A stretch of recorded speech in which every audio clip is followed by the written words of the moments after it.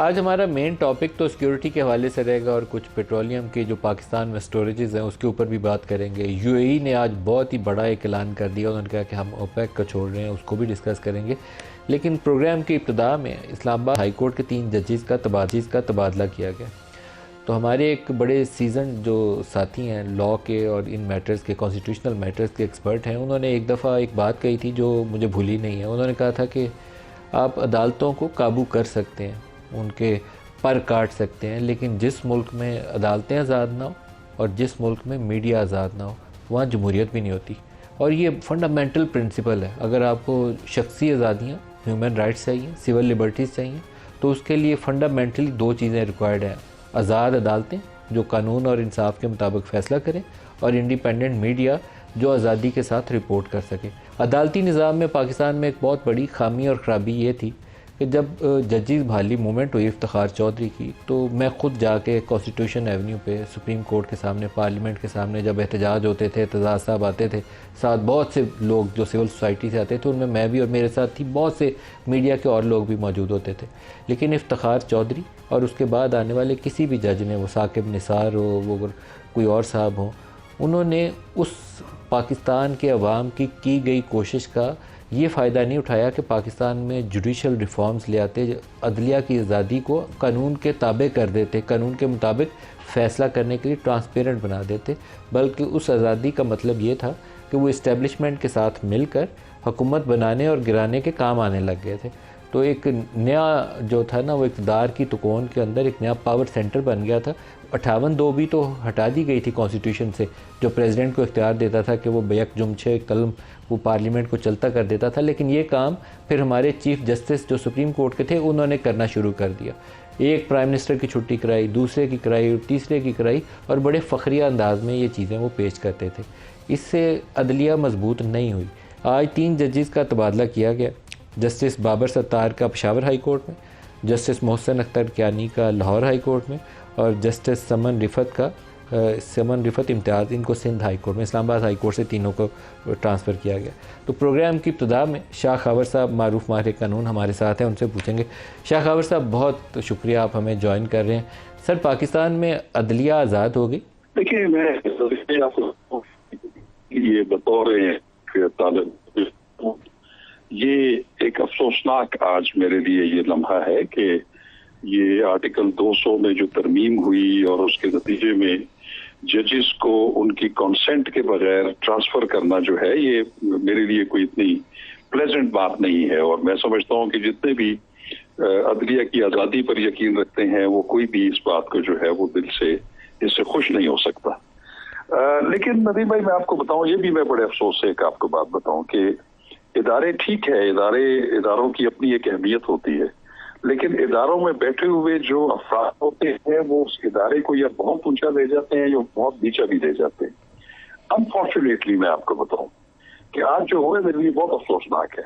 लेकिन मुझे उसमें भी बड़ा अफसोस हुआ था कि जब 6 जजेस ने सुप्रीम जुडिशल काउंसिल को एक लेटर लिखा था। लिख सकते हैं letter, all right, confidential letter लिखते हैं आप, अपनी ग्रीवेंसेस बताते कि हम पे दबाव है, हम पे दबाव डाला जा रहा है। लेकिन उस लेटर की तशहीर की गई, उसको मुश्तहर किया गया, पूरे तौर पर वो प्रिंट, इलेक्ट्रॉनिक और सोशल मीडिया के ऊपर आया। और वो था क्या कि एक इदारा एक दूसरे सेंसिटिव इदारे के ऊपर जो है वो इल्जाम लगा रहा है कि वो हम पे दबाव डाल रहे हैं, अपने मनपसंद के फैसले करना चाहते हैं, और वो आप एक नई कंट्रोवर्सी और एक बहस जो है वो छिड़ गई, और वो इदारों के दरमियान एक तनाव और एक जो है महाजराई की एक जो है वो फिजा सामने आई।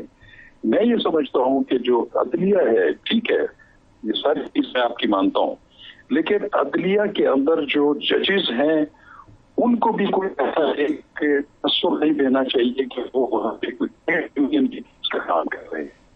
ऐसा पहले नहीं हुआ था। उस दिन भी मैंने ये के ऊपर बैठ के कहा कि ये अच्छी क्या ये ने किया, वहां पे ने जो इन सबको बताए, वो सामने बात ये आई। शाह खावर साहब, आपकी और जो ऑडियो में कोई प्रॉब्लम चल रही है तो हम इसको बिल्कुल अच्छे से सुन नहीं पा रहे, लेकिन आपका शुक्रिया, आपका कमेंट आ गया। शाह खबर साहब ने हमें ज्वाइन किया। हमारे साथ बैरिस्टर दानियाल चौधरी साहब, पार्लिमानी सेक्रेटरी इत्तलात, वो हमें ज्वाइन करेंगे।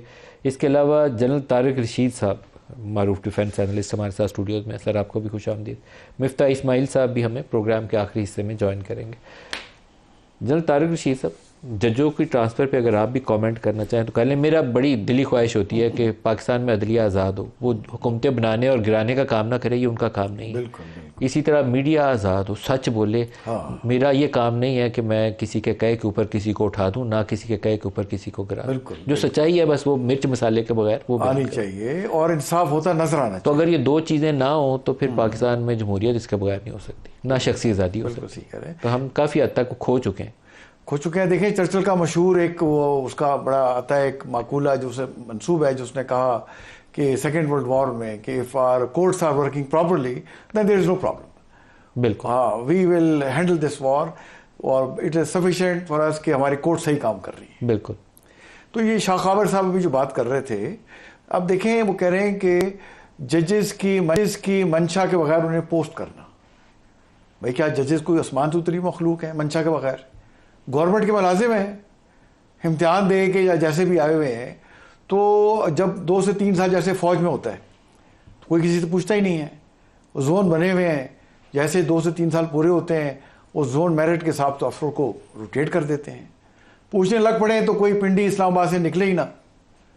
तो आज जो 3 जजेस हुए हैं, मैं इनका देख रहा था, आई थिंक कम अज़ कम किसी जज को 5-6 साल से पहले नहीं हटाएगा। एक का तो 10 साल का अरसा है इस्लामाबाद बैठे हुए, 10-10 साल से इस्लामाबाद बैठे हुए, नॉट विथ स्टैंडिंग के कौन है।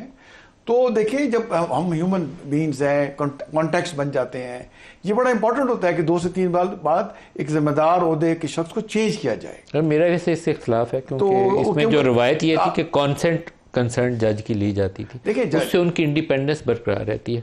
अब अगर मैं आपको मिसाल देता हूँ कि इस्लामाबाद हाई कोर्ट में बड़ा एक कंट्रोवर्शियल केस था, ये जो फार्म 45-47 वाला लगा हुआ है।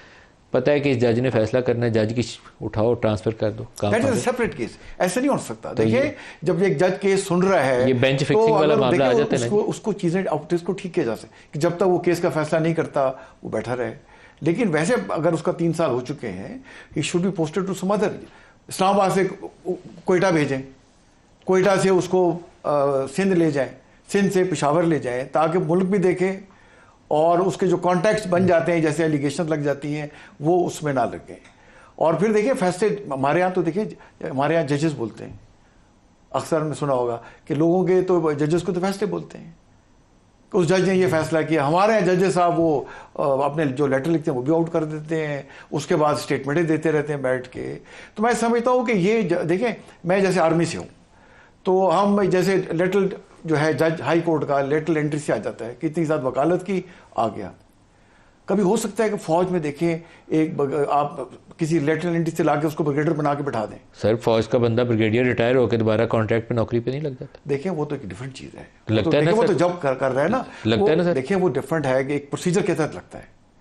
एक उसके कॉन्स्टिट्यूशन में कोटा मुकर्रर है 2-2.5% का, वो उसमें जाके करते हैं। सर वो तो आप इंडक्ट होते हैं ना, जॉब से रहते हुए इंडक्ट हो जाते हैं। मेरा सिर्फ पॉइंट ये है, रिटायरमेंट के बाद कोई जॉब भी हो उसका क्राइटेरिया पूरा करना चाहिए कि आप मेरिट के तहत आए, इम्तिहान दें, इंटरव्यू हो, साइकोलॉजिकल टेस्ट हो, मेडिकल टेस्ट हो। अब मैं कई जजेस को देखता हूँ, देखें वो चल नहीं सकते, अच्छा और भी फिजिकल प्रॉब्लम नजर आते हैं।